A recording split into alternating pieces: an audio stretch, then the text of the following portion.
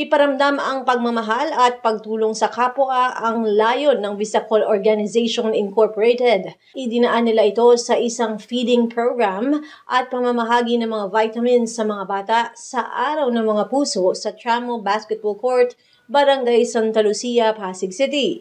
Katuwang ang ilan pang mga organisasyon ay may ipinamigay ding laruan. Ayon sa founder at presidente ng Visacol, kada Valentine's Day ay nagsasagawa sila ng programa. Kasama ko po ang aking mga co-officer at nandito po kami taon-taon pong sinasagawa ng Visacol Organization ang Valentine's Day na nagpipiding po kami at sa ngayon po nadagdagan dahil nagkaroon po kami ulit na pinamimigay na libreng Propan TLC vitamin para po sa mga bata from 1 to 12 years old. Nagpapasalamat po ako sa ating mga sponsors na kung hindi naman po sa ating mga sponsor hindi naman to mangyayari, lalong-lalo na po sa aming mga advisor na sila Kagawad Arlene Scott, Kagawad Shirley Morante, Consi Maru Martires na siya pong gumagabay sa amin, kasama na rin po ang aming Kapitan Aldwin Ilagan, kasama na rin po ang councils. So lahat naman po dito ay sila ay sumusuporta sa aming organization. Ginagabayan niya po kami para po maisagawa ang aming mga layunin na makatulong po sa aming mga kabarangay. At nagpapasalamat din po ako sa ating Mayor Vico Soto na sumusuporta po sa amin at kasama po ang Vice Mayor Dudut Jaworski, kasama na rin po ang lahat ng councilor ng Pasig City. At nagpapasalamat din po ako sa ating mga kaibigan, sa aming mga sponsor na walang sawang nagsusuporta po sa aming organization. At syempre po salamat din sa aking mga masisipag na officers. Hindi po mangyayari ang lahat ng ito kung hindi po sa kanila.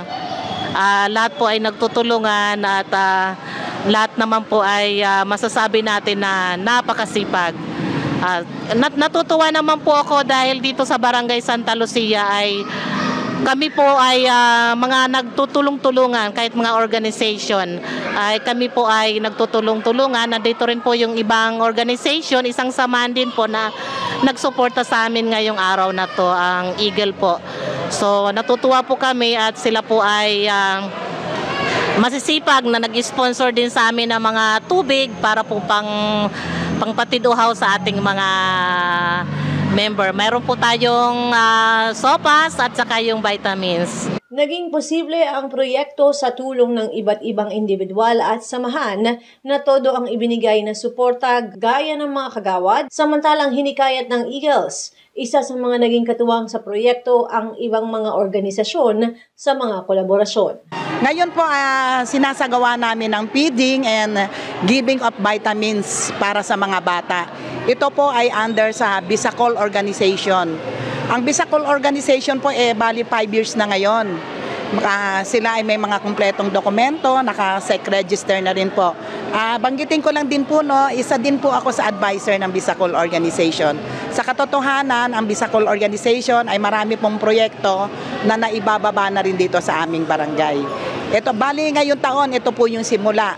May mga kasunod pa po yan. Ang beneficiaries po namin ngayon ay yung munang mga bata kasi po may mga vitamins kaming ibibigay. Branded po na vitamins yung Propan TLC sa 1 year old to 12 years old. At the same time, nagsagawa din po kami ng feeding para sa kanila. Yung feeding po, pero pwede na rin po sa mga matatanda yung feeding. Ngayon po merong pa-Valentine's Day ang Visacol Santa Lucia. At ito po sa pangunguna ni Ma'am Lustre. At nandito po kami ngayon para sumuporta sa kanilang feeding program at pamamahagi ng mga vitamina para sa mga bata. Mabuhay po tayong lahat. Narito kami ngayon sa Visacol. Yearly projects nila para po magpakain sa lahat ng bata dito sa Tramo. So meron silang feeding program and then namigay din po sila ng mga vitamins para po sa mga bata. Congratulations, Bisacol! Kami po ay nakikipag-collaborate po sa Bisacol. So sa president po natin na ang goal naman po kasi ng grupo namin is magkaroon po kami ng mga tinutulungan, lalong-lalo na yung mga katulad nitong mga feeding program, mga onong events sa community. Since ang Eagles kasi is socio-civic civic organizations na tumutulong kung saan-saan. Kaya nandito po kami para tumulong kung ano-ano mang layunin ng bawat isa. Basta nakakatulong sa komunidad po natin. Naanyayahan namin kayo na kapag may mga activities, lalo po dito sa Barangay Santa Lucia, yung mga ibang gustong maging parte ng Eagles is kontakin lang kami. Magtulungan tayo at magkaroon ng unity dito sa Santa Lucia. Marami kaming events na parating, hindi lamang ito. Marami kaming gagawing events dito sa Barangay Santa Lucia, hindi lang sa Santa Lucia. Since parte kami ng Rizal chapter ng Highlands, marami kaming gagawin sa Rizal.